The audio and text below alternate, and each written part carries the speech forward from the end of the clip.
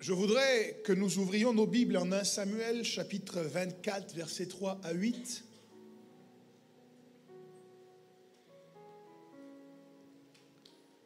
Et lorsque vous y serez arrivés, je vous invite à vous tenir sur vos deux pieds pour que nous fassions la lecture ensemble. 1 Samuel 24, à partir du verset 3, et nous lirons jusqu'au verset 8. Le nombre de personnes qui se tiennent debout indique le nombre de personnes qui ont leur Bible. Bon, il y en a qui sont assis parce qu'ils cherchent 1 Samuel après Apocalypse. On va lire pour vous. Au compte de 3, nous faisons la lecture. 1, 2 et 3. Saül prit 3000 hommes d'élite sur tout Israël et il alla chercher David et ses gens jusque sur les rochers des boucs sauvages. Il arriva à des parcs de brebis qui étaient près du chemin, et là se trouvait une caverne où il entra pour se couvrir les pieds. David et ses gens étaient au fond de la caverne. Les gens de David lui dirent: « Voici le jour où l'Éternel te dit, je livre ton ennemi entre tes mains. Traite-le comme bon te semblera. » David se leva et coupa doucement le pan du manteau de Saül. Après cela, le cœur lui battit parce qu'il avait coupé le pan du manteau de Saül. Et il dit à ses gens: « Que l'Éternel me garde de commettre contre mon Seigneur, loin de l'Éternel, une action telle que de porter ma main sur lui, car il est loin de l'Éternel. » Par ces paroles, David arrêta ses gens et les empêcha de se jeter sur Saül. Puis Saül se leva pour sortir de la caverne et continua son chemin. Quelqu'un donne gloire à Dieu. Nous prenons place, s'il vous plaît.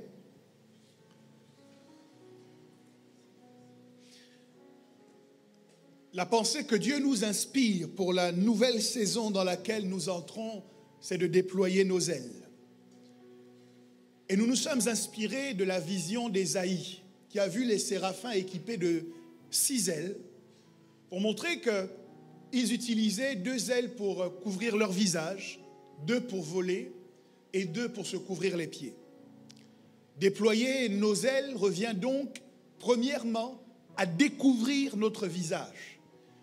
Et lorsque nous déployons nos ailes, nous recouvrons certaines capacités, nous relâchons certains potentiels que jusqu'ici nous avions gardés en réserve. Le fait de déployer nos ailes nous permet notamment de recouvrir la faculté de voir, d'activer le pouvoir de voir.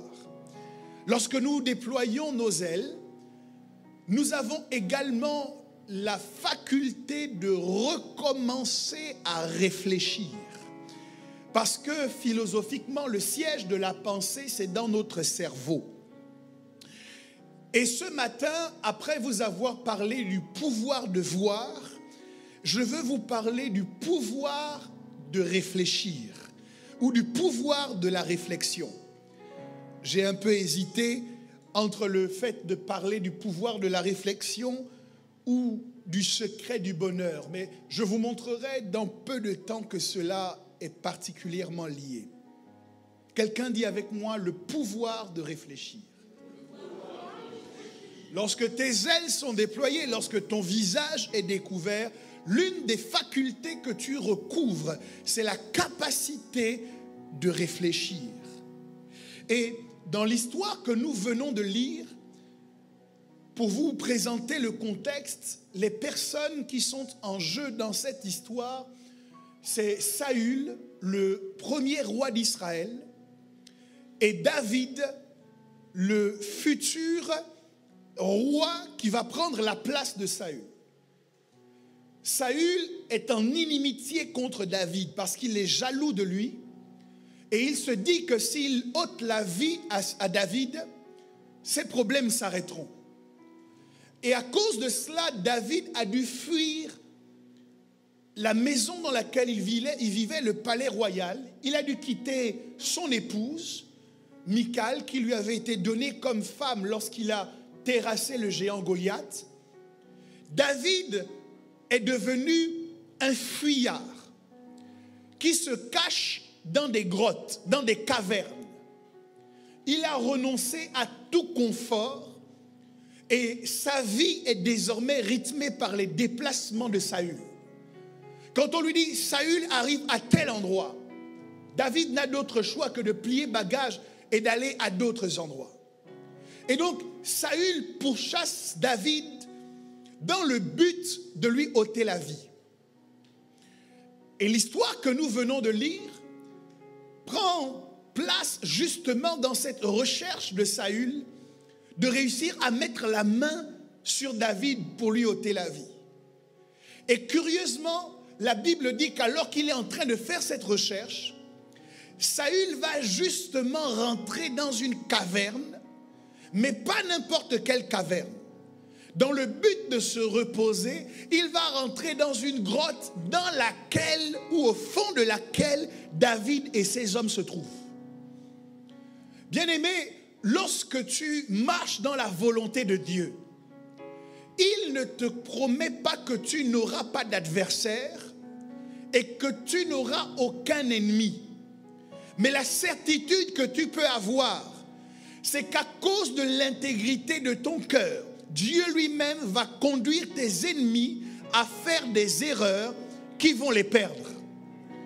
Comment tu es en train de chercher un homme et tu cherches à le tuer? Et quand tu es fatigué, l'endroit où tu vas te reposer, c'est justement là où il s'abrite. Est-ce que quelqu'un me comprend? C'est extraordinaire. Saül est roi. Et normalement, un monarque ne rentre pas dans un endroit qui n'a pas au préalable été inspecté par ses forces de sécurité. Mais Dieu a même aveuglé les yeux des agents de sécurité de Saül. Ils sont rentrés dans la grotte, ils ont inspecté la grotte, ils sont ressortis pour dire à Saül, c'est bon, il n'y a aucun danger. Mais en entrant dans cette grotte, Saül était en train de rentrer, de tomber entre les mains de celui à qui il voulait ôter la vie, David. David a une grande destinée. David doit devenir roi. Et celui qui l'empêche de devenir roi s'appelle Saül. Et voici que Saül vient s'abriter dans la caverne où David se trouve. Les hommes de David, en voyant cela, disent ce que tout le monde dirait dans une telle situation. Ils disent, au verset 5, les gens de David lui disent, « Voici le jour où l'Éternel te dit, je livre ton ennemi entre tes mains. » La prophétie est sortie de la bouche des gens de David. Vous devez comprendre également le positionnement social des gens de David. Parce que David fuyait, eux aussi, ils fuyaient. Parce que David n'avait plus de confort. L'inconfort de David était partagé par ses hommes. Ils avaient décidé de suivre quelqu'un dont ils savaient qu'il était destiné à la royauté. Mais depuis qu'ils le suivaient, ils ne récoltaient que la souffrance. Ils ne récoltaient que le fait d'être perçus comme des fuyards, des personnes recherchées, des personnes dont la tête était mise à prix. Donc j'imagine que dans leur cœur également, il y avait un certain agacement, une certaine lassitude vis-à-vis de la vie qu'ils menaient parce que Saül faisait la guerre à David. Des fois, les gens qui sont autour de vous vont vous pousser dans une certaine direction parce que la situation dans laquelle vous êtes les affecte. Ils ont envie d'en finir, non pas simplement pour votre bien à vous, mais aussi pour leur bien à eux, parce qu'ils en ont assez de souffrir. Et quand quelqu'un souffre, toutes les sortes de prophéties peuvent sortir de sa bouche. Quand quelqu'un souffre, il est capable d'entendre Dieu lui dire des choses qui vont même surprendre Dieu. C'est-à-dire, quand il va dire, l'Éternel a dit, au ciel, Dieu va dire qui? De qui s'agit-il? Et certains d'entre vous, à cause de la souffrance, vous avez souvent prêté à Dieu des intentions qui ont donné à Dieu l'attention. les gens de David analysent la situation et disent à David, cette histoire-là doit tourner à ton avantage. C'est Dieu qui a conduit les pieds de ton adversaire ici. Moi, je crois que c'est Dieu. Donc jusque-là, ils ont raison. Il dit, je te livre ton ennemi entre tes mains, traite-le comme bon te semblera. En d'autres termes, abrège nos souffrances à tous. Dis seulement un mot et ton persécuteur sera détruit. Et la réponse de David, en analysant les mêmes éléments qu'eux, David aussi a vu Saül venir dans la même caverne que lui. David est le premier à souffrir des agissements de Saül. Donc s'il y a une personne qui devait être motivée à en finir, ce devrait être David. Mais face aux mêmes éléments, David va tirer des conclusions radicalement différentes de celles de ces gens. Et je me suis demandé, qu'est-ce qui a emmené David à se distinguer? Qu'est-ce qui a emmené David à prendre une position qui n'allait pas être un crime contre sa propre destinée? Parce que vous devez savoir que lorsque vous touchez à une onction, vous donnez la permission à quelqu'un de toucher également à votre onction. Lorsque vous portez la main sur une autorité, vous donnez une autorisation à d'autres personnes de toucher également à votre autorité. Donc si David avait laissé libre cours aux pensées de ces gens, non seulement il aurait abrégé ses souffrances, mais il aurait également abrégé son temps de règne. Parce que les mêmes gens qui l'auraient vu ôter la vie à Saül, dans quelque temps, auraient réfléchi en disant, et si nous ôtions la vie à David? Bien-aimé, tu dois te méfier des choses que tu fais en présence des gens quand tu es en face d'une autorité. Tu dois te méfier des paroles qui sortent de ta bouche en présence des gens quand tu parles d'une autorité. Parce que la manière dont tu parles d'une autorité en présence de ces gens est une leçon que tu leur donnes sur la façon dont ils devront considérer ta propre autorité. David n'était pas uniquement en train de protéger Saül parce qu'il avait du respect pour lui. Mais David avait une vision à long terme. Il avait activé le pouvoir de voir. David voyait plus loin que la fin de ses souffrances immédiates.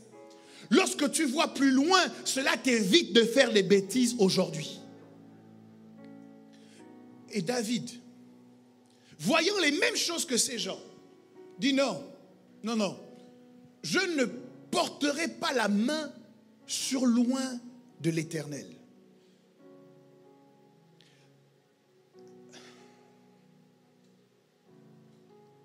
Il y a des gens ici qui sont appelés à la royauté. Or, je crois que nous sommes tous un peuple de rois et de sacrificateurs. Je croyais que tu allais dire un meilleur amen que ça. Je crois effectivement que la couronne de gloire nous est réservée. Et que nous devons régner sur la terre parce que c'est le projet de Dieu pour nous. Mais voyez-vous, ce n'est pas parce que vous êtes appelés à la royauté que vous pouvez tout vous permettre. Ce n'est pas parce que vous êtes appelés à régner. D'ailleurs, si nous sommes éloignés de la manifestation de la royauté, de l'exercice de la royauté, c'est souvent que nous posons des actions qui repoussent le règne. C'est souvent que nous disons des choses qui éloignent le règne. Nous faisons des choses qui emmènent la couronne à nous dire que nous ne sommes pas encore prêts à la porter. Alors, quand Dieu crée l'homme à son image, à sa ressemblance, il lui fait le même type de promesse que ce qu'il a fait à David. Il a dit à David, tu seras roi. Mais c'est exactement ce qu'il dit à l'homme. Lorsqu'il dit, faisons l'homme à notre image, selon notre ressemblance, et qu'il domine. Lorsque Dieu pense l'homme, il pense à l'homme comme un monarque.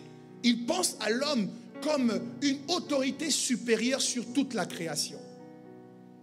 Cependant, lorsque je regarde la façon dont Dieu constitue l'homme, je suis obligé de m'interroger. Le lion est appelé le roi des animaux. Et je peux comprendre pourquoi on l'appelle le roi des animaux. Voyez-vous, quel que soit l'animal qui est dans la savane, lorsque le lion rugit, tout le monde autour de lui est paralysé. Le rugissement du lion s'entend jusqu'à 8 kilomètres du point où il émet son rugissement.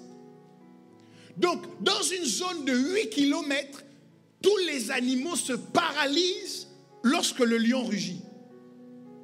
Il a un argument considérable pour prétendre à la supériorité sur les animaux. Mais toi,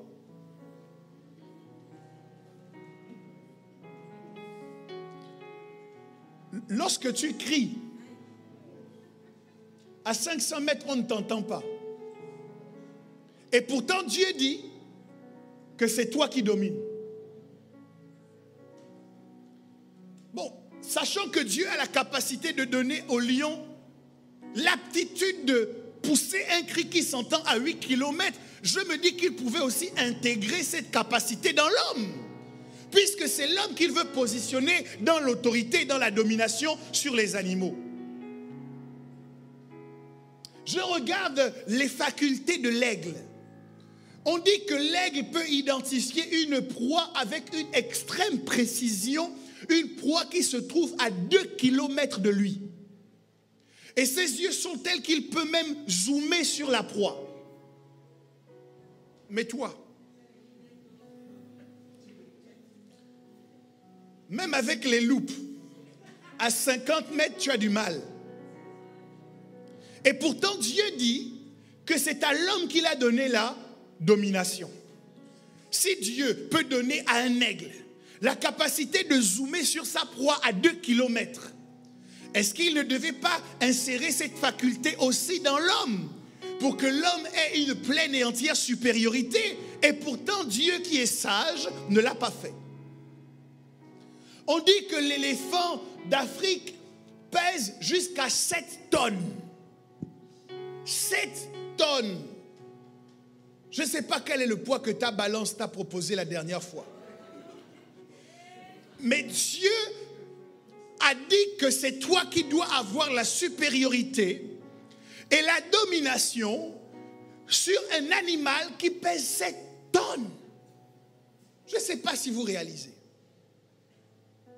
Sauf que quand je regarde aujourd'hui, je vois l'homme capable de dompter le lion. J'étais au cirque il y a quelques années avec les enfants. J'ai vu un homme seul, entouré de 7 lionnes dans une cage. 7. Et qui leur donnait l'ordre de sauter dans tel cerceau, de faire tel type de figure. Et puis un lion arrive et il se met sur un podium. Et à l'ordre de ce dresseur, le lion rugit. Je dis, ah. L'homme qui n'a pas le rugissement du lion a réussi à imposer au lion une façon d'agir. J'ai vu des hommes capables de faire des prouesses à des éléphants. Ils montent sur leur dos. Lui, il pèse à peine 60 kilos. L'éléphant pèse 7 tonnes. Dans l'histoire des guerres de l'humanité, certains ont utilisé les éléphants comme des montures de guerre. Donc, il monte sur un pachyderme qui voit au-devant de lui qu'il va y avoir des lances, des épées, mais il réussit à lui dire, vas-y. Et l'éléphant avance. 7 tonnes. L'homme ne voit peut-être pas à 50 mètres, mais il a réussi à développer des outils qui lui permettent d'observer les étoiles et les planètes dans l'espace. Alors, quand Dieu donne à l'homme la supériorité, s'il ne lui donne pas le poids, la vision de l'aigle ou le rugissement du lion, qu'est-ce que Dieu donne à l'homme qui établit de façon indiscutable sa supériorité sur toute la création? Et la réponse est simple. Elle se trouve ici. Dieu a donné à l'homme la capacité de réfléchir. Dieu a donné à l'homme, c'est pour ça que je parle du pouvoir de réfléchir.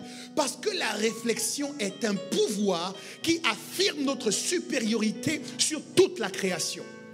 Nous n'avons pas les mêmes facultés que les animaux qui nous dépassent sur certains plans physiques. Mais nous avons la capacité de les surpasser en faisant fonctionner notre cerveau. Donc, la réflexion est un pouvoir qui nous met en contact avec l'autorité, la domination et la supériorité. Et je crois que lorsque David a entendu ces gens dire « L'Éternel te livre Saül », ce qui lui a permis de ne pas poser l'acte qui allait être une erreur pour son destin, c'est que pendant que ses amis l'encourageaient à ôter la vie à Saül, David a réfléchi. David a réfléchi. Je voudrais que tu demandes à ton voisin, est-ce que tu réfléchis?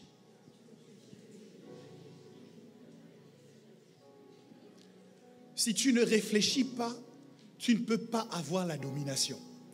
Si tu ne réfléchis pas, tu ne peux pas avoir la royauté. Si tu ne réfléchis pas, tu ne peux pas avoir la supériorité. Si tu ne réfléchis pas, regardez tout ce qui nous entoure. Tout ce que l'homme a fait est le produit d'une réflexion. L'homme peut rentrer dans une voiture et se déplacer pendant plusieurs kilomètres sans se fatiguer. Pourquoi? Parce qu'un jour, il a réfléchi. Il peut aujourd'hui monter dans des fusées et aller visiter l'espace parce qu'il a réfléchi. Les voitures, les maisons que nous habitons, les bâtiments dans lesquels nous sommes, les outils technologiques que nous utilisons pour communiquer sont tous le fruit de la réflexion. Alors, quand nous déployons nos ailes, nous relâchons notre capacité à réfléchir. Et cette capacité à réfléchir nous permet de nous connecter à la royauté et à la supériorité. Que Dieu te donne de te connecter à la supériorité au nom de Jésus. Que Dieu te donne de manifester la royauté au nom de Jésus. Mais tout cela est conditionné par la façon dont tu utilises ton cerveau. Mes amis, le cerveau est un outil de distinction. C'est cela qui permet à l'homme de se distinguer de toute la création. Ce n'est pas, sa voix qui le distingue, mais c'est sa réflexion. Par sa réflexion, l'homme a mis au point des systèmes de sonorisation qui permettent de porter sa voix sur des kilomètres et des kilomètres par sa réflexion.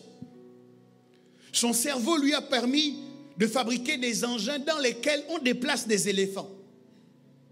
Alors qu'ils ne pèsent que des centaines de kilos.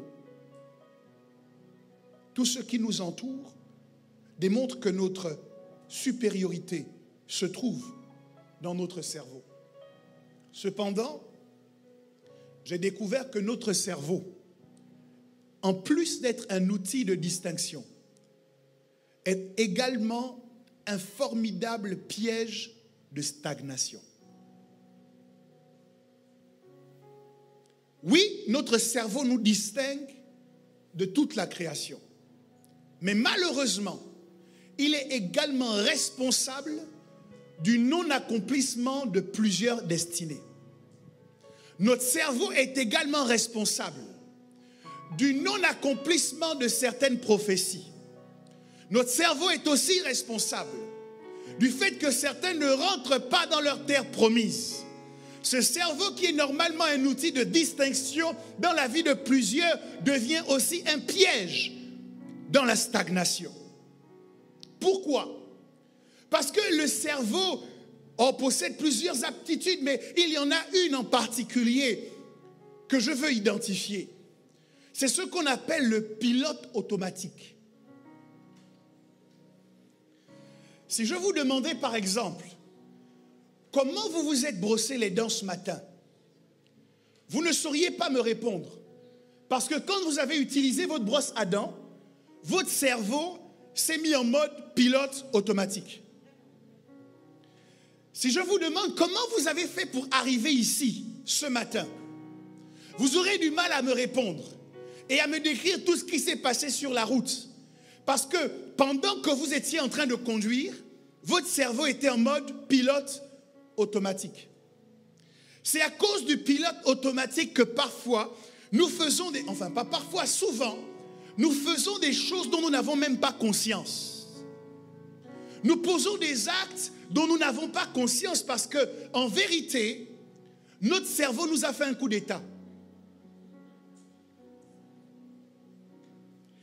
Et la vie de plusieurs est bloquée aujourd'hui parce que leur cerveau leur fait régulièrement un coup d'état. Si je vous demande comment vous allez au travail chaque matin, vous ne sauriez pas me décrire tout ce qui se passe sur le trajet parce que votre cerveau est en mode pilote automatique. Et le problème que nous avons, c'est que dans une grande partie de notre temps, ou concernant des domaines essentiels de notre vie, notre cerveau ne nous rend pas service. Je pense que les gens de David avaient un cerveau. Pour tirer la conclusion que Dieu était en train de livrer Saül à David, ils ont dû analyser un minimum les éléments. Mais ils en ont tiré les mauvaises conclusions. En revanche, il y a d'autres personnes qui, bien qu'ayant un cerveau, ne l'utiliseront jamais pour analyser quelque situation que ce soit. C'est-à-dire, leurs actions sont systématiquement des actions de robots.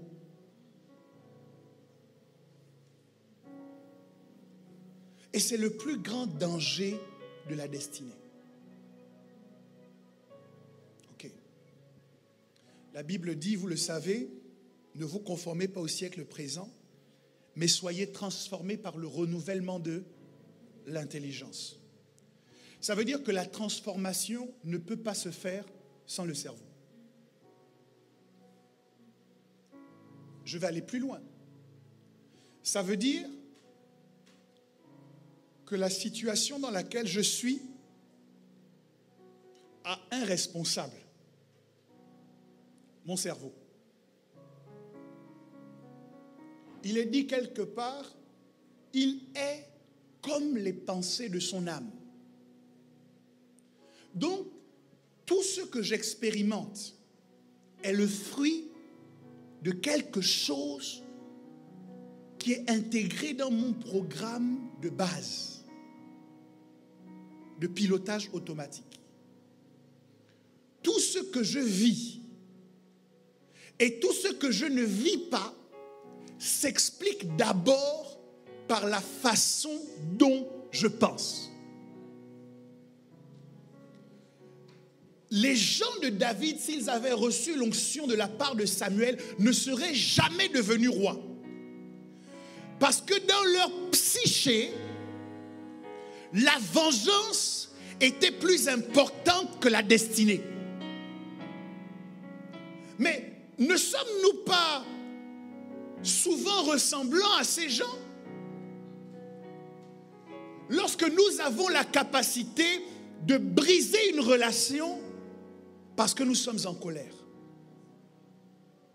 Une relation dont nous savons que nous aurons besoin demain. Mais à ce moment, ça nous importe peu. Parce que notre colère est plus importante que notre royauté.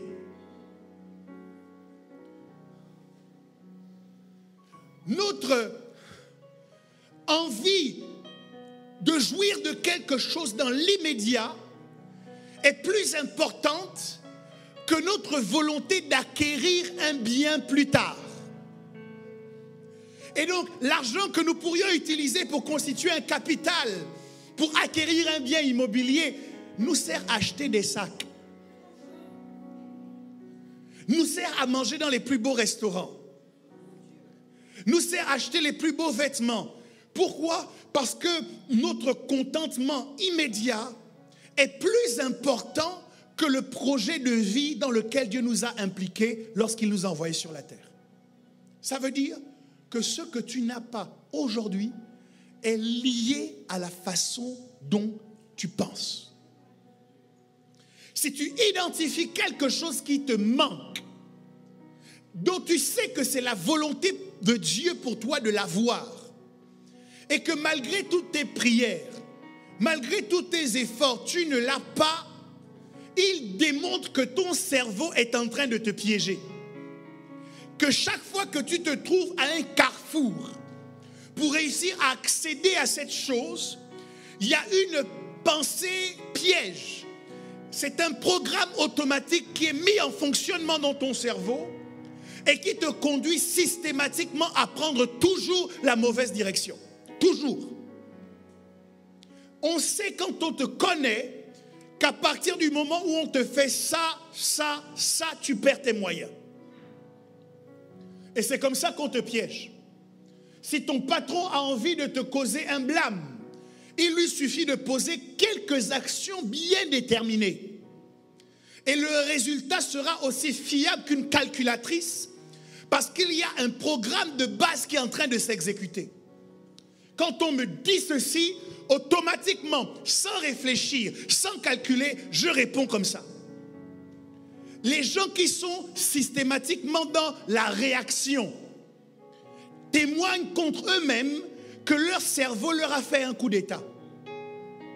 Il a dit à un moment donné, laisse-moi tranquille avec tes histoires de destinée. Laisse-moi tranquille avec tes histoires de prophétie. Moi, je vais prendre le relais et je vais fonctionner selon le programme de base qui a été installé au-dedans de moi. Et vous vous retrouvez à dire des choses que vous n'avez pas pensé. Pourquoi on nous dit qu'il faut réfléchir avant de parler? Pourquoi? Parce que ce n'est pas naturel. Parce que ce n'est pas naturel. Parce que l'homme a la capacité de parler sans réfléchir. Mais comment c'est possible de formuler des mots sans réfléchir? C'est parce qu'il y a quelqu'un à l'intérieur de toi qui réfléchit à ta place. Et cette personne, comment dire, elle profite de ta paresse intellectuelle. Il y a des sujets dont tu ne veux pas t'occuper. Il y a des réflexions que tu ne veux pas mener. Et chaque fois que tu fais preuve de paresse intellectuelle, tu donnes les clés de décision, le bouton de l'arme nucléaire de ta destinée, tu le remets entre les mains de ton cerveau. Et c'est ton cerveau qui décide. C'est pour cette raison que vous n'avez pas besoin de beaucoup de minutes avec quelqu'un pour vous faire une opinion sur la personne. Vous ne la connaissez pas. Vous ne connaissez pas son histoire. Vous ne savez pas exactement ce par quoi elle est passée qui l'emmène là. Mais en l'espace de quelques mots, vous avez déjà pris cette personne, vous l'avez classée dans une catégorie. Pourquoi? Parce que vous faites preuve de paresse intellectuelle. Vous ne voulez pas prendre le temps de découvrir la personne avant de vous faire une opinion. Vous laissez votre cerveau s'en occuper. Or, le cerveau va nous piéger. Pourquoi? Parce que même quand un avion est très perfectionné et qu'il a un système de pilotage automatique extrêmement développé, le pilote automatique ne va jamais remplacer l'être humain qui est aux commandes. Et dès qu'il y a des situations de crise, même si on avait activé d'abord on ne branche le pilote automatique que quand on est dans certaines conditions de vol. Il faut qu'on ait suffisamment de visibilité, qu'on ait atteint la bonne altitude, qu'on sache que le couloir aérien est dégagé. À ce moment seulement, on peut l'activer. Le problème, c'est que toi, décollage, pilote automatique. Crash, pilote automatique. Atterrissage, pilote. Toute ta vie en pilotage automatique parce que ton cerveau te piège. Il n'y a plus de réflexion, il n'y a plus d'assemblée générale dans ton cerveau pour dire, bon, qu'est-ce qu'on va faire à propos de ce sujet? Non. Il y a eu un coup d'État. Il y a un militaire qui est venu, qui t'a expulsé et qui dit désormais, c'est moi qui gère. Donc, il y a des gens que tu détestes, tu ne sais pas pourquoi tu les détestes. Si c'est pas vrai, dites-moi que ce n'est pas vrai. Si on s'assoit avec toi et qu'on te dit, mais au fait, la personne à qui tu ne parles plus depuis 5 ans, c'est quoi le problème entre vous? Tu vas balbutier, tu auras du mal. Pourquoi? Parce qu'il y a quelqu'un d'autre qui a pris la décision à ta place. Le problème avec le cerveau, quand il est en mode pilote automatique, c'est qu'il va se baser sur des données qui sont extrêmement dangereuses. Le cerveau peut vous faire détester quelqu'un à cause de son regard. Le cerveau peut vous emmener à vous éloigner de quelqu'un à cause de la forme de son nez, à cause d'une coiffure ratée, à cause de vêtements qui ne sont pas bien appareillés, bien organisés. Il y a des couleurs qui vous agacent. Donc, quand le cerveau voit ce type de couleur, il ne cherche pas beaucoup. Il dit, nous, on n'aime pas le rouge. Il est habillé en rouge, on ne l'aime pas. Et tu ne comprends pas. Dès que cette personne vient te parler, il y a toujours une sorte d'agacement au-dedans de toi. Pourquoi? Parce que ton cerveau fonctionne en mode pilote automatique. Moi, je me souviens, il y a quelque temps, je me suis mis en colère contre moi-même. Parce que sur le trajet que je prends régulièrement pour venir au travail, les forces de sécurité, le ministère de l'Intérieur a décidé d'installer un radar. Alors, je suis au regret de vous dire que ce radar est parfaitement annoncé. Il y a un grand panneau qui dit là-bas, il y a un radar. Ensuite, je suis au regret de vous dire que ce radar est parfaitement visible. Ce n'est pas les radars fins qui sont sur des poteaux et tout, tu sais pas, tu t'es dit que c'était un lampadaire. Non, c'est les espèces de gros trucs qui sont posés sur un côté de la route. Pourquoi je suis au regret de vous dire tout ça? Parce que par 2 fois, jour pour jour, en passant au même endroit, je me suis fait flasher par le même radar.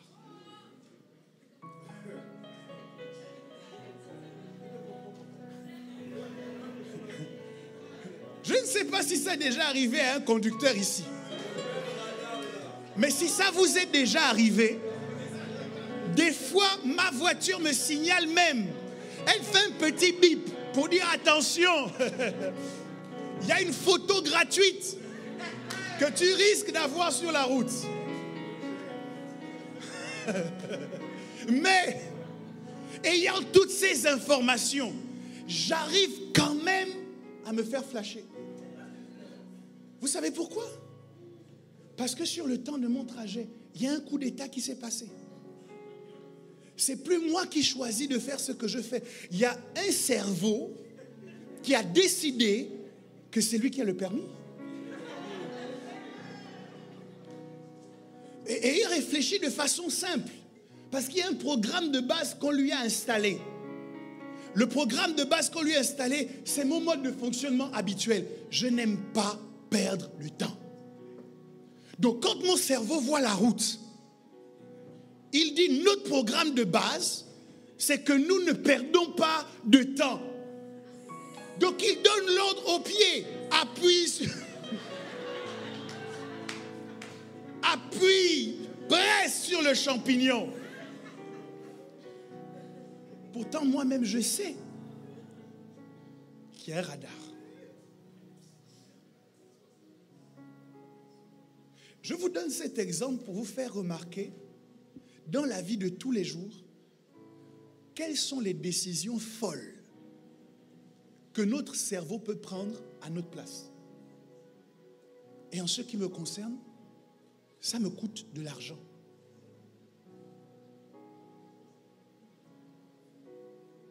Donc, il y a des maisons que certaines personnes n'achèteront pas.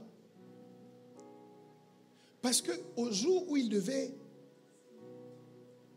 remplir leur fiche d'imposition, c'est leur cerveau qui a pris la main. Or, leur cerveau a un programme de base. Si tu dis la vérité, tu vas payer beaucoup. Donc, réduis ta déclaration. C'est plus toi. Il y a un pilote automatique qui dit, nous, on ne veut pas donner l'argent à l'État. Et quand tu as fini de signer, que tu as envoyé quelque temps plus tard, parce que le voleur a 99 jours, mais il y a un jour pour le propriétaire. Tu reçois une note pour dire, monsieur, mais vous avez fait une déclaration ici qui n'est pas conforme à ce que votre employeur nous a dit. Et te voilà, redressement. L'argent que tu pouvais utiliser pour financer ton acquisition, tu l'utilises pour ne pas aller en prison.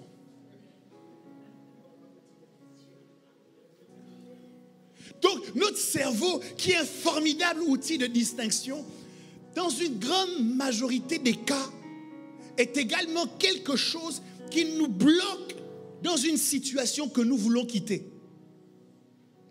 Pourquoi? Parce que le cerveau n'avait pas la destinée de nous diriger. Le cerveau est un théâtre. Le cerveau est un endroit. Ce n'est pas un dirigeant. C'est l'endroit où le dirigeant doit siéger. Ça veut dire qu'un cerveau qui se limite à être un cerveau ne sert à rien.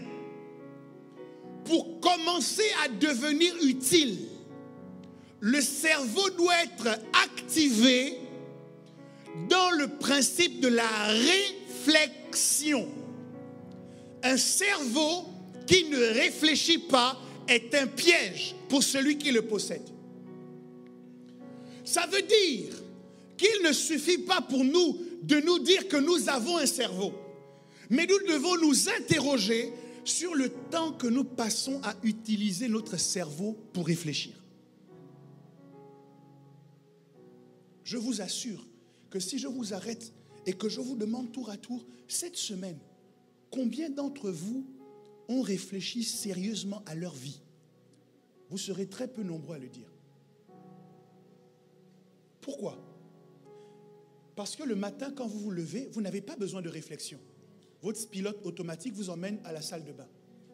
Quand vous sortez de la salle de bain, vous allez directement prendre le métro.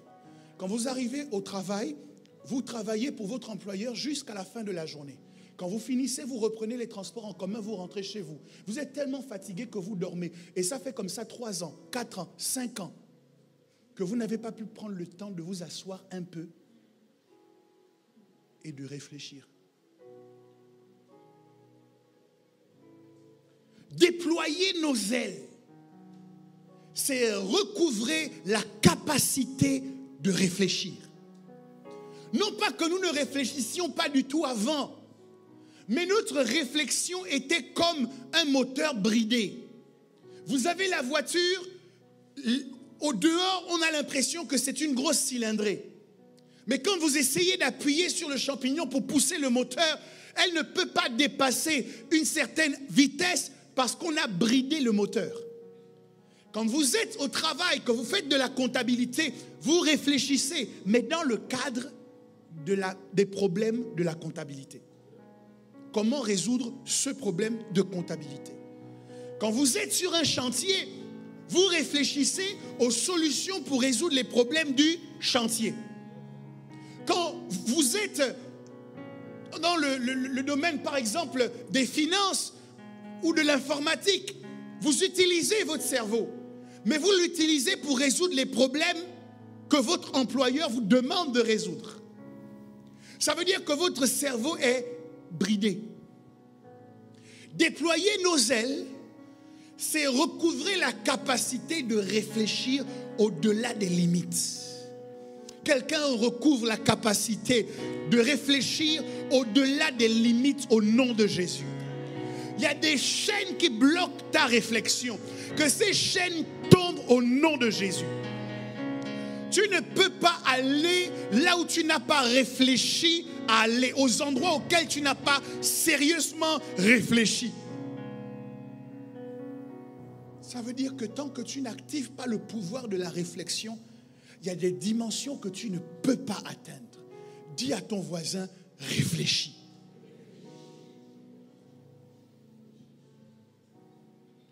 Alors, je dis que les hommes de David, j'en suis convaincu, eux aussi ont réfléchi. Quand ils ont analysé la situation de Saül qui venait dans la grotte où était David, ils ont analysé et ils ont réfléchi. Donc, ils sont peut-être à un niveau supérieur de beaucoup d'entre nous. Sauf que, ils ont mal réfléchi. Après avoir choisi d'activer le pouvoir de la réflexion, en fait, quand nos ailes étaient voilées notre visage, nous empêchaient de réfléchir, le type de réflexion que nous menions était une réflexion charnelle. Nous réfléchissions avec les yeux de la chair. Parce que la réflexion a besoin d'une matière première qu'on appelle la pensée. Donc, en fonction de nos pensées, il y avait un certain type de réflexion que nous menions. Donc, on peut réfléchir de la mauvaise manière. Et mon objectif ce matin, c'est de vous permettre de recouvrer la capacité de réfléchir de la bonne façon. Mais avant, comment vous pouvez identifier que votre cerveau est en pilote automatique? Le mode automatique vous enferme dans vos habitudes. On n'a pas besoin de réfléchir parce qu'on a l'habitude de faire comme ça. J'ai l'habitude de prendre ce trajet. Même si on me dit à la radio qu'il va y avoir des bouchons, si je ne prends pas le temps de réfléchir, puisque c'est mon trajet, je vais le prendre à cause de mon habitude. Donc le pilote automatique se base sur nos habitudes. Le pilotage automatique s'appuie également sur nos expériences. Chaque fois que j'ai fait confiance à quelqu'un par le passé, ça s'est toujours mal terminé. Résultat, je décide que je ne dois plus faire confiance à personne. Donc mes expériences passées ont assassiné les relations de destinée que Dieu va m'envoyer dans le futur. Le cerveau ou le pilotage automatique s'appuie également sur notre éducation. Dans notre éducation, il y a des choses qu'on nous a dites qui sont allées s'installer directement dans notre circuit, dans notre logiciel de réflexion de base. Et certains d'entre nous, par exemple, dans notre manière de considérer, je parle des hommes, dans notre façon de considérer les femmes, ce n'est pas un problème de prière d'abord, c'est un problème d'éducation. La manière dont on nous a éduqués nous a conduit à penser les femmes d'une certaine manière. Et ce que je dis est également vrai pour les femmes. Parce que dans notre éducation, nous avons entendu certaines informations. Méfie-toi des hommes. Les hommes sont mauvais. Les hommes sont méchants. Les hommes sont infidèles. Les hommes sont égoïstes. Tout cela est rentré dans notre logiciel de base. Et c'est cela qui fait que lorsque nous sommes en interaction avec un homme, ce n'est pas notre réflexion qui parle, c'est notre éducation qui parle. Le cerveau est en mode pilotage automatique. Pourtant, il suffirait d'un peu de réflexion pour casser ces supports du pilotage automatique. Parce que premièrement, si tu ne fais que ce à quoi tu es habitué, tu n'auras jamais de meilleurs résultats. Quelqu'un a dit que c'est de la folie de continuer à pratiquer les mêmes causes en attendant un résultat différent. Vous êtes nombreux à désirer un résultat différent, oui ou non? Dans votre vie, vous voulez produire des résultats différents. Mais est-ce que vous changez les causes? Est-ce que vous changez les causes? Si je dis, non, moi je suis habitué à faire ça, mais ce sont tes habitudes qui expliquent tes limitations. C'est pour ça qu'il y a un livre qui s'appelle « Les 7 habitudes de ceux qui réussissent tout ce qu'ils entreprennent ». De quelqu'un qui a observé les gens qui réussissent dans le monde et qui s'est rendu compte qu'ils ne réussissent pas parce qu'ils ont fait ponctuellement quelque chose de surhumain. Non! Mais qu'ils ont des habitudes dans leur quotidien qui soutiennent le succès qu'ils connaissent dans leur vie. De la même manière, celui qui ne réussit pas parce qu'il a des habitudes sacrées qui ne permettront jamais qu'il sorte de la situation dans laquelle il se trouve, à moins de renoncer à ses habitudes. Nos expériences sont tellement limitées. As-tu déjà eu la capacité de faire toutes les expériences de la vie pour pouvoir baser ta vie uniquement sur tes expériences? Si tu sais que tes expériences sont limitées, qu'elles sont réduites, alors dans ces conditions, tu ne devrais pas t'appuyer sur elles pour prendre tes décisions. L'éducation que nous avons reçue nous conditionne à penser et agir d'une certaine manière. Mais quand on t'a dit « toutes les femmes sont comme ça », est-ce que la personne qui a parlé ainsi a connu toutes les femmes?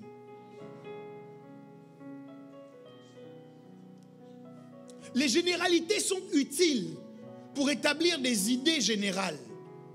Mais dans l'individualité, on doit laisser à chacun la capacité de s'autodéterminer. Ne plaque pas à quelqu'un que tu rencontres aujourd'hui des généralités douteuses et vaseuses auxquelles on t'a abreuvé quand tu étais plus jeune. Pourquoi? Parce que les gens changent et les temps changent. Dans une culture donnée, les gens peuvent avoir telle manière de se comporter. Et quand vous allez dans une autre culture, ils ont des codes de comportement différents. Ça prouve que si vous venez dans cette nouvelle culture avec les codes d'interprétation de l'ancienne culture, vous allez commettre des impairs. Et c'est comme ça que votre mode pilote automatique va vous bloquer.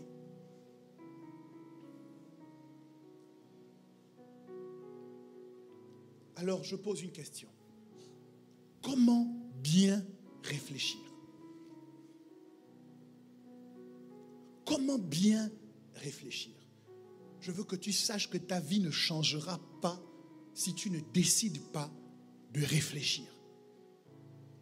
Si tu donnes du temps aux gens de bénéficier de ton cerveau, à ton employeur de profiter de tes aptitudes intellectuelles, à certaines de tes relations de bénéficier de ton cerveau, tu dois être le premier à pouvoir en bénéficier. Tes conseils améliorent la vie des autres, mais ils n'améliorent pas ta vie. Tes décisions permettent à l'entreprise d'économiser des milliers d'euros, mais ne te permettent pas d'économiser toi-même de l'argent. Si quelqu'un peut bénéficier de ton cerveau, ça doit d'abord être toi-même. Alors comment bien réfléchir? Proverbe 16, 20 dit: celui qui réfléchit sur les choses trouve le bonheur. Et celui qui se confie en l'Éternel est heureux. Trouver le bonheur et être heureux, c'est deux phrases qui sont similaires. En fait, dans le livre des Proverbes, on retrouve généralement cette façon de communiquer qui consiste à dire deux fois la même vérité.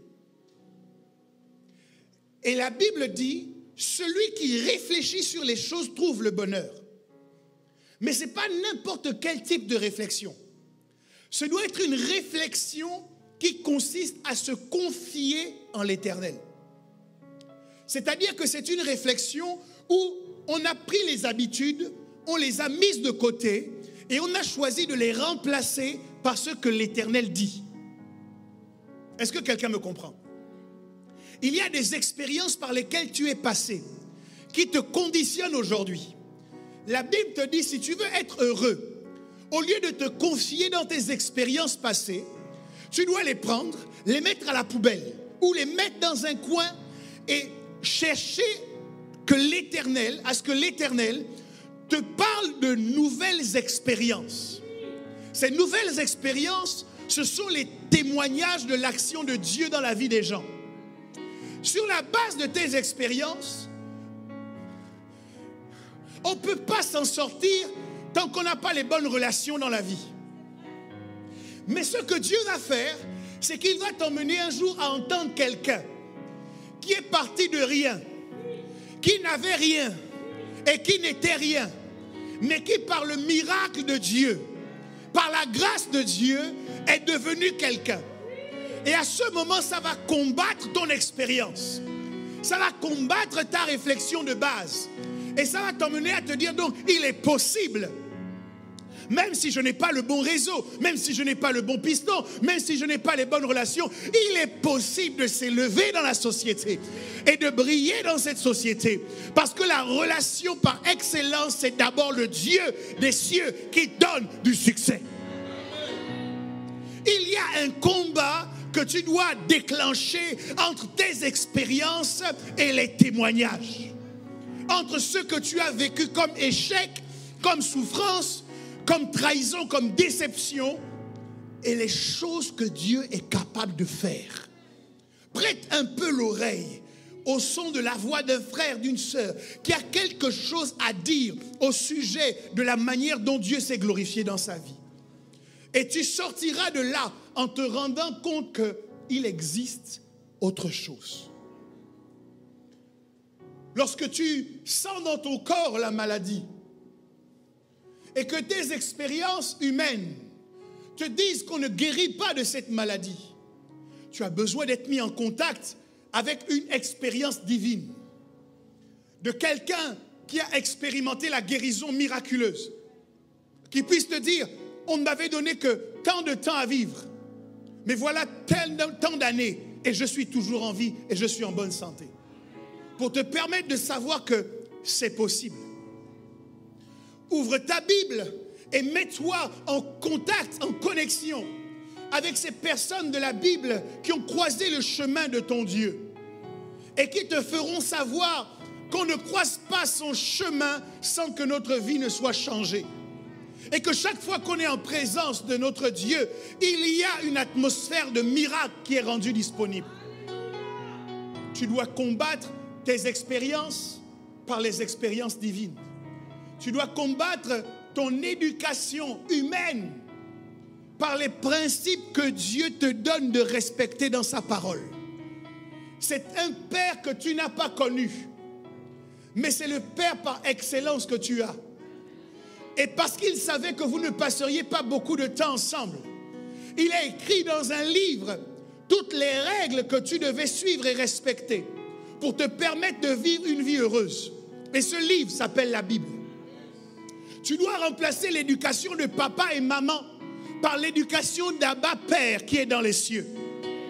Tu dois pouvoir lire dans ta Bible comment on traite les relations avec les autres, comment on traite les autorités, comment on traite le mariage, comment on considère le travail, comment on manifeste l'excellence, comment on manifeste la loyauté, comment on manifeste l'assurance. Toutes ces choses, tu peux les apprendre dans la Bible. Et à ce moment, tu es en train de désinstaller un virus que l'humanité et que la société a installé dans ton cerveau. Tu le désinstalles et tu installes un nouveau système d'exploitation. Un système d'exploitation qui va te permettre d'atteindre des objectifs que tu n'imaginais pas atteindre. Pourquoi ? Parce que lorsque tu installes les principes du royaume des cieux à l'intérieur de ta pensée, alors les ressources du royaume des cieux deviennent disponibles pour ta destinée. Est-ce que quelqu'un me comprend ? Celui qui réfléchit sur les choses trouve le bonheur. Frère, si tu es malheureux, c'est que tu ne réfléchis pas. Tu ne peux pas trouver le bonheur sans réfléchir. De la réflexion qui part de l'Éternel.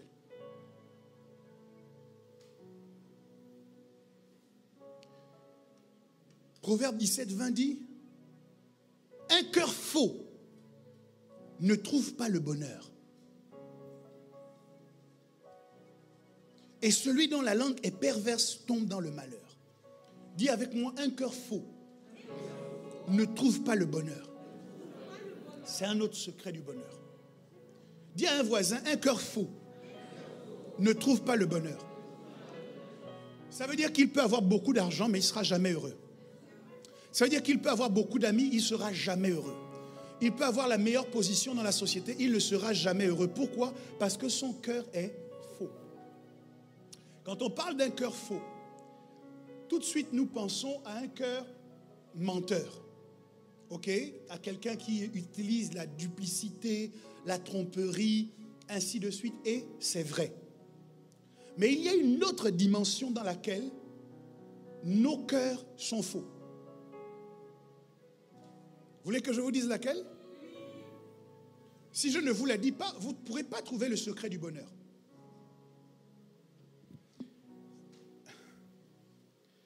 Un cœur faux, c'est un cœur qui est en opposition avec lui-même. C'est un cœur qui désire des choses, mais qui ne veut pas payer le prix pour obtenir les choses qu'il désire. Ça, c'est un cœur faux. Un cœur faux peut prier, mais il ne verra jamais l'exaucement de sa prière. Pourquoi? Parce qu'au-dedans de lui, il y a une bataille. Quand il dit à Dieu, Seigneur, je veux te servir, sa prière est stérilisée quand elle sort de sa bouche, parce qu'à l'intérieur de lui, il y a quelqu'un qui dit, Seigneur, je veux garder mon confort. Or, servir Dieu et préserver son confort, c'est deux positions antithétiques. Donc, Jésus lui-même a dit, un royaume divisé contre lui-même ne peut pas subsister. Il peut passer des heures dans la prière, mais sa prière ne produira aucun résultat parce que son cœur est faux. Avoir un cœur faux, c'est demander à Dieu des choses en n'étant pas d'accord de payer le prix de ces choses. Avoir un cœur faux, c'est vouloir récolter ce qu'on n'a jamais semé. Avoir un cœur faux, c'est s'attendre à recevoir des choses des autres qu'on ne leur a jamais données. Et nous sommes nombreux dans ces situations à désirer que les autres fassent quelque chose pour nous, mais nous ne sommes pas prêts à les faire pour les autres. À ce moment, le cœur que nous manifestons est un cœur faux. Un cœur vrai, c'est un cœur qui respecte les principes de Dieu. Le principe de la semence et de la récolte. Je sème l'amour, donc je vais récolter l'amour. Je sème abondamment de l'argent, donc je vais récolter abondamment de l'argent. Mais à partir du moment où je dis à Dieu, Seigneur, rends-moi riche, rends-moi prospère financièrement, mais que je ne sème pas de façon abondante, la Bible dit, on ne trompe pas Dieu. Celui qui sème peu, moissonnera peu. Ça veut dire quoi? Semer peu et s'attendre à recevoir quelque chose de supérieur, c'est de la tromperie. Un cœur faux ne peut pas trouver le bonheur. Si vous faites une introspection, vous allez vous rendre compte qu'il y a une guerre au-dedans de vous. Oh, fort heureusement, nous réussissons à ne pas laisser pleinement l'espace à celui qui essaye de nous ramener en arrière. C'est pour ça que nous sommes là ce matin. C'est pour ça que nous venons rendre un culte à Dieu. Mais la dimension supplémentaire pour accéder au bonheur, c'est de créer de l'harmonie dans notre cœur. Est-ce que tu es prêt à payer le prix de ce que tu demandes à Dieu? David voulait être roi. Mais la royauté impliquait qu'il respecte celui qui avant lui avait reçu la royauté.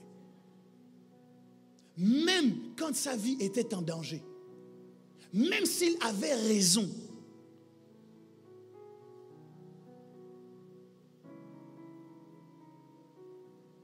cœur faux ne trouve pas le bonheur. Ça me plaît bien que tu salues ton frère avec un grand sourire.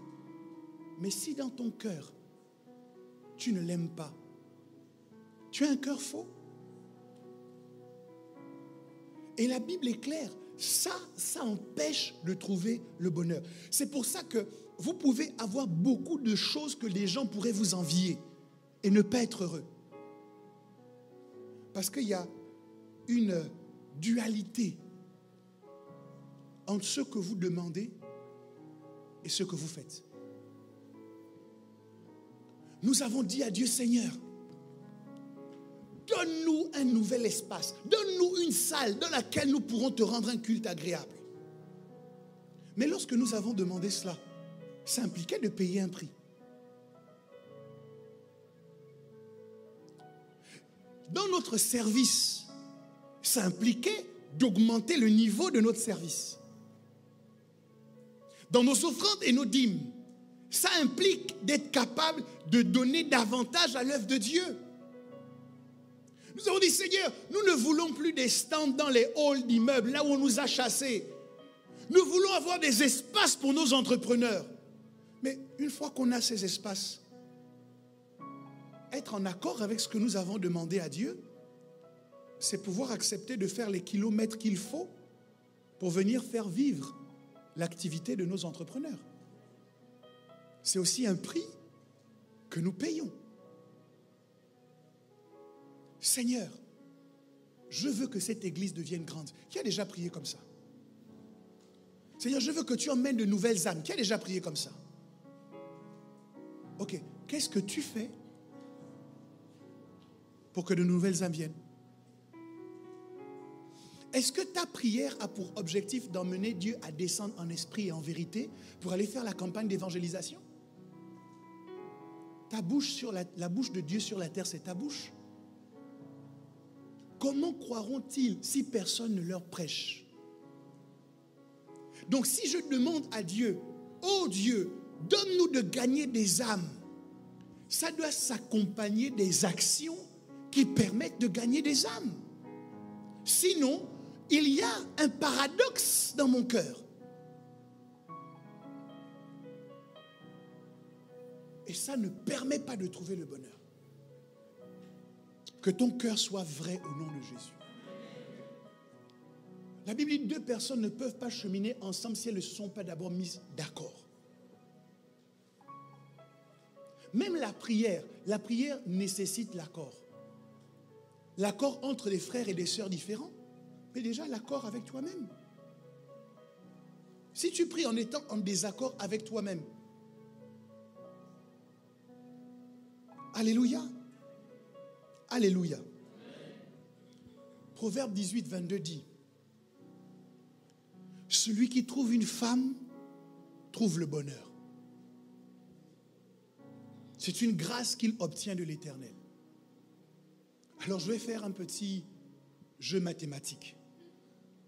En Proverbe 18, 22 et Proverbe 16, 20. La Bible dit, celui qui réfléchit aux choses trouve le bonheur. Et ensuite, celui qui trouve une femme a trouvé le bonheur. Donc je dois vous dire que j'ai revisité ma définition de la femme. Puisque trouver une femme, c'est trouver le bonheur, et réfléchir aux choses, c'est trouver le bonheur, je considère que la vraie définition de la femme, c'est celle qui fait réfléchir l'homme.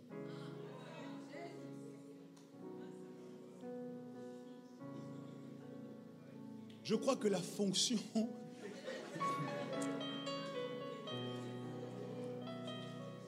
Mais c'est écrit comme ça dans vos Bibles.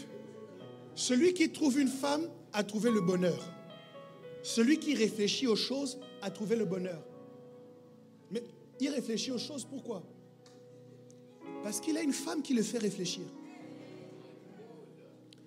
Non, je vous avoue la vérité. La femme, son travail, c'est de te faire réfléchir. Une femme est capable de te demander de lui acheter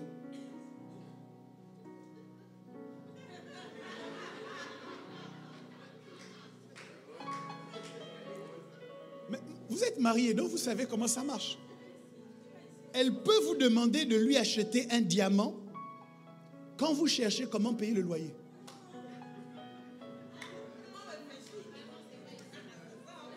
C'est normal. Parce que son travail, c'est de te faire réfléchir. Donc, non, c'est ici. Ce n'est pas en Tanzanie, c'est ici. Le problème, attends.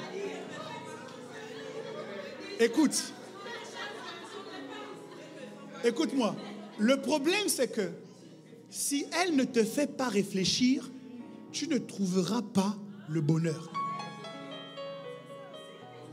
Il faut que vous compreniez. Ce n'est pas pour vous faire du mal, messieurs. Sa mission, c'est de vous faire réfléchir. Pourquoi? Parce que quand elle va vous poser cette question, la réflexion va commencer en disant, mais ce n'est pas normal que je sois dans une situation où ma seule recherche aujourd'hui, ce soit de trouver de l'argent pour payer le loyer. En fait, sa question va faire que vous allez vous sentir mal à l'aise dans votre situation.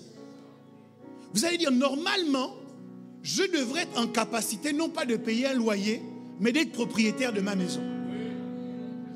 Et pouvoir lui donner tout ce qu'elle me demande. Donc, la question simple qu'elle vous a posée, après vous avoir entendu dire, chérie, je n'ai pas d'argent. Chérie, je n'ai pas d'argent. Chérie, je n'ai pas d'argent. Elle conclut en disant, chérie, je veux un diamant. Sans pitié. C'est-à-dire qu'à ce moment, vous êtes obligé de réfléchir. Et des fois, vous allez vous énerver. Mais en fait, mesdames, on ne se fâche pas contre vous. On se fâche contre nous-mêmes. Parce que votre question vient de nous rappeler notre destinée. Votre question vient de nous rappeler notre vraie identité. Votre question vient de nous rappeler qu'on ne peut pas se satisfaire seulement de payer un loyer chaque mois. Votre question vient de nous rappeler qu'on doit avoir les moyens de rentrer dans une bijouterie et de dire tout ça je prends pour mon épouse. Votre question nous rappelle qu'on ne peut pas se satisfaire d'être le petit salarié qui est dans l'entreprise depuis plusieurs années sans évolution salariale. C'est à cause de ce genre de questions que ton mari va rentrer dans le bureau de son chef et va dire augmentez-moi aujourd'hui ou bien je démissionne. Parce que son travail, c'est de te faire réfléchir. Sans pitié. Tu es en train de cogiter comment tu vas faire pour expliquer à ton banquier que ce mois-ci, c'est un peu difficile. Quand tu arrives, elle te dit, au fait, il n'y a plus à manger. Mais est-ce que ça ne t'est pas déjà arrivé de considérer que là, tu ne pouvais retrouver aucune solution? Et à la suite de la question de ta femme, tu as trouvé.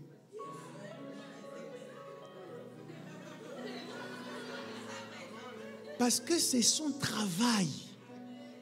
C'est de te faire réfléchir.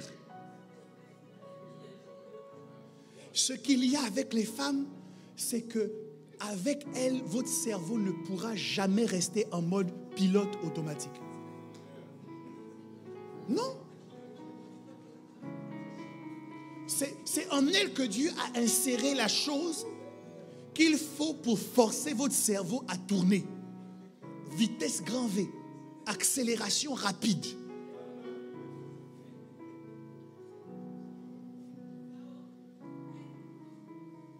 Pourquoi? Parce que le seul moyen d'accéder au bonheur, c'est de réfléchir. Tu vas réussir à atteindre le niveau maximal de la carrière que tu pouvais espérer avoir sur la terre parce que tu auras eu... Et vous savez, le texte là, quand il parle de femme, c'est Isha. Isha ne signifie pas seulement épouse. Isha parle de femme de manière générale. Isha parle de mère. Le travail d'une mère, c'est de faire réfléchir son enfant.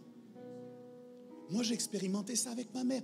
Quand je réussissais à faire un truc dont j'étais très fier et que je présentais ça à ma mère et qu'elle me félicitait, c'était toujours accompagné de « oui, mais tu peux améliorer comme ça ». c'est le travail d'une femme dans la vie d'un homme. C'est de lui interdire de se reposer sur ses acquis et dire maintenant, je suis arrivé, je peux activer le pilote automatique, je mange en pilote automatique, je travaille en pilote automatique, je vais à l'église en pilote automatique. Non, sa responsabilité, c'est de te dire, mais tu es sûr que la façon dont tu sers Dieu là, c'est comme ça qu'il faut le servir? Est-ce que tu penses même, elle va des fois te dire ça de manière triviale, hein? Est-ce que tu penses même que quand tu vas prier là, Dieu va t'écouter?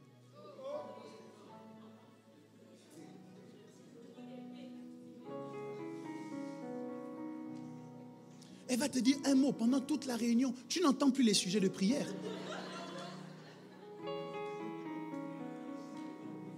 Tu vas seulement te dire, oh, Seigneur, comment je règle ce problème-là comment?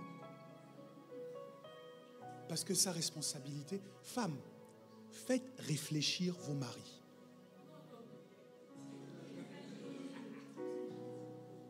Mais faites-les réfléchir selon Dieu.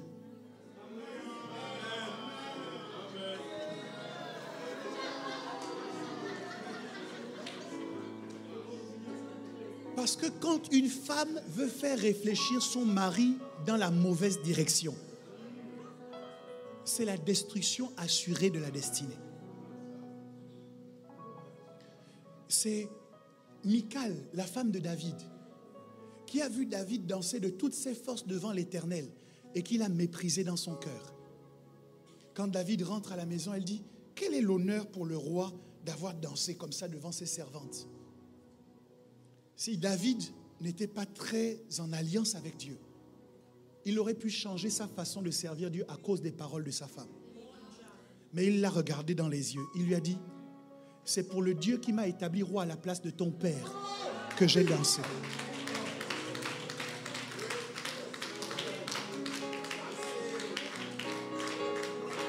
Ça veut dire que même quand elle veut te faire réfléchir, il y a des domaines que la femme ne doit pas toucher. Dis-lui, maman, ok pour les diamants. Ok pour ce que tu me demandes. Mais là, quand il s'agit de ma relation avec Dieu de grâce, c'est un sabbat. C'est sanctifié. Fais attention à ce que tu vas dire au sujet de mon service pour Dieu. Parce que l'impact que ça va avoir, ce sera sur toi, sur moi et sur nos enfants. Donc elle doit te pousser à réfléchir. Quand tu bailles au corneille alors que c'est le moment d'aller à l'église, c'est elle qui rentre dans la chambre comme un vent impétueux, qui ouvre les volets brutalement, afin que la lumière du soleil te fasse réaliser qu'on est dimanche matin.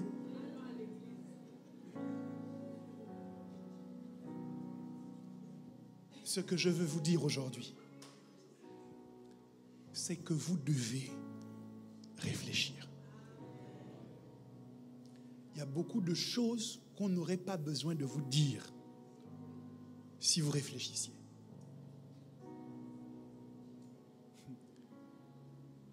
Je discutais avec un serviteur de Dieu hier qui est passé me voir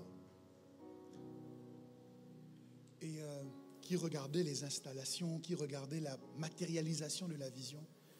Et il m'a dit quelque chose qui m'a fait sourire parce que c'était en lien avec ma prédication d'aujourd'hui. Il a dit, s'il y a quelqu'un qui arrive dans cette église et que c'est quelqu'un qui réfléchit,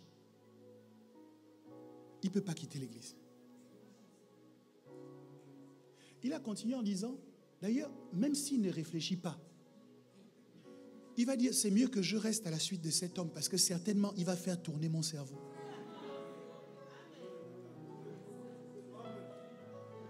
Dis à ton voisin, réfléchis.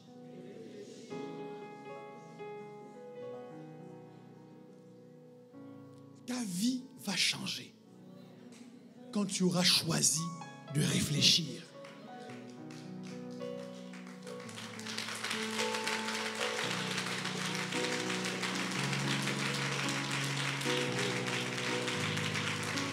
Réfléchis. Prends à bras le corps chaque domaine de ta vie qui ne te plaît pas. il y a un pilote automatique qui fait des choses à ta place, qui te met dans des situations qui ne te plaisent pas. À partir d'aujourd'hui, désactive le pilote automatique et réfléchis. Tu as épousé une femme. Tu dois réfléchir à la rendre heureuse. Tu ne peux pas te dire pilote automatique. Elle est à la maison et c'est de toute façon que je l'aime. Non. Non. Tu sais, quand tu la draguais dans le groupe de chantres, tu réfléchissais aux stratégies. Quand la répétition finit un peu tard, tu disais, mes sœurs, c'est pas bien que tu rentres à 16 heures tardives. Laisse-moi te raccompagner. C'était une réflexion.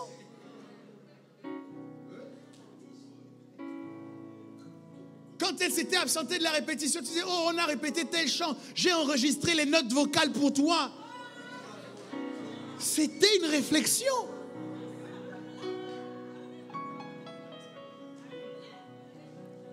Maintenant que tu l'as épousée, tu ne réfléchis plus.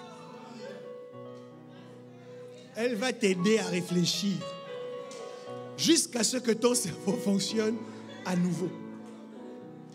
Attrape ta carrière professionnelle. Est-ce que tu en es satisfait? Je vous ai dit cela la semaine dernière. Le problème avec votre vie, c'est que les gens vont vous regarder vivre. Personne ne peut venir rentrer dans votre vie et vous bousculer pour prendre votre place et poser des actions à votre place. Donc, Google Photos me l'a rappelé la dernière fois. Il te suffit de te retourner un peu. Tu te vois il y a 5 ans. 5 ans sont déjà passés. Et à ce moment, tu te poses la question, au fait, en 5 ans, qu'est-ce que j'ai fait? Si tu ne réfléchis pas, dans les 5 prochaines années, tu vas t'arrêter un moment, tu vas dire, au fait, qu'est-ce que j'ai fait? Et le message que je délivre aujourd'hui est une bénédiction pour beaucoup d'entre vous, parce que sinon, vous auriez pu attendre la fin de votre vie pour vous dire, au fait, dans ma vie, qu'est-ce que j'ai fait? Cette vie t'a été donnée comme une opportunité de construire une relation forte avec Dieu. Pendant les 5 dernières années, qu'est-ce que tu as fait? Ta vie t'a été donnée pour développer le caractère de Christ. Pendant les 5 dernières années, quels sont les traits de caractère que tu as piétinés parce qu'ils ne correspondaient pas à Christ, et quels sont les traits de caractère que tu as développés?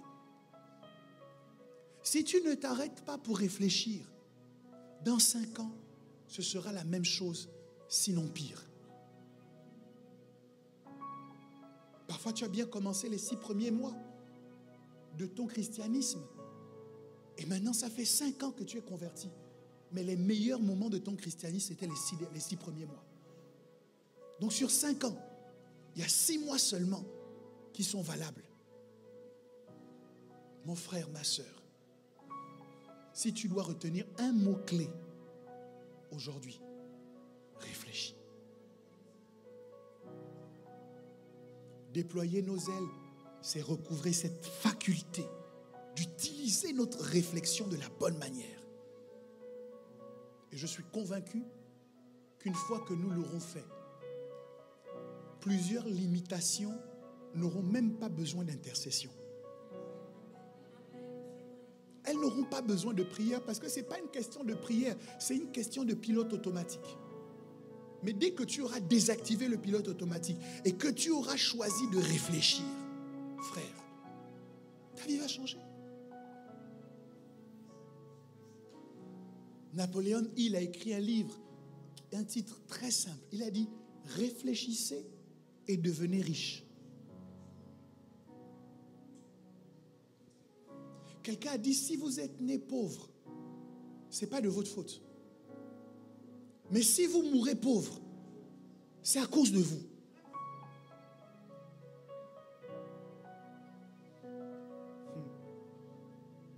Alors, Je finis avec ce dernier texte.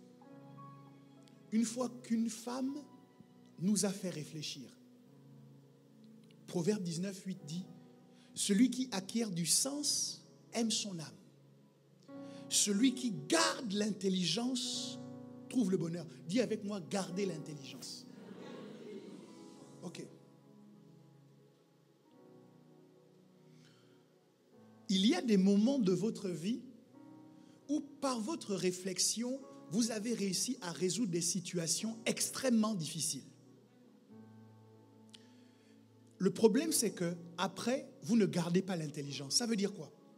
Ça veut dire que dès que vous êtes sorti de la situation, vous recommencez à vivre dans votre train-train quotidien. Vous remettez le pilote automatique. Et c'est seulement au moment de la prochaine tempête que vous allez à nouveau réfléchir en disant quelle solution je peux trouver. Ce que ce texte dit, c'est que vous devez arrêter de faire fonctionner votre cerveau seulement dans les problèmes. Mais vous devez garder un haut niveau de réflexion. L'intelligence que vous avez développée face à telle ou telle situation, vous devez la conserver quand vous êtes sorti de la situation.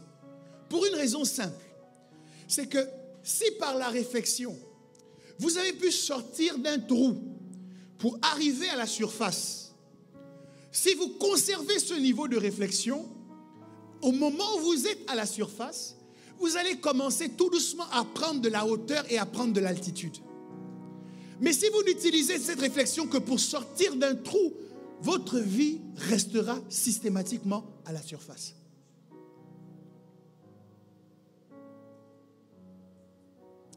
Quelqu'un dit, je réfléchis. Identifie les domaines de ta vie. Et ce matin, à la fin de cette prédication, on ne va pas prier.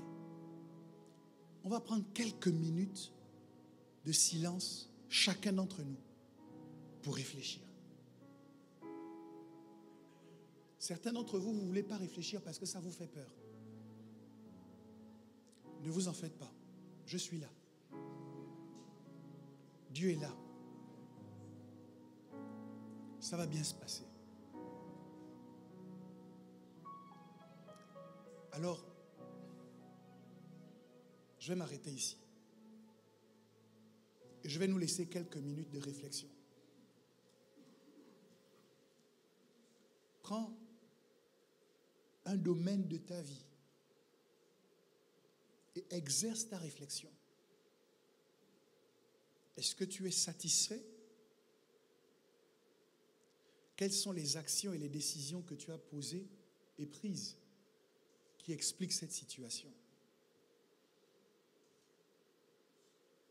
Et qu'est-ce que tu peux faire différemment pour obtenir d'autres résultats?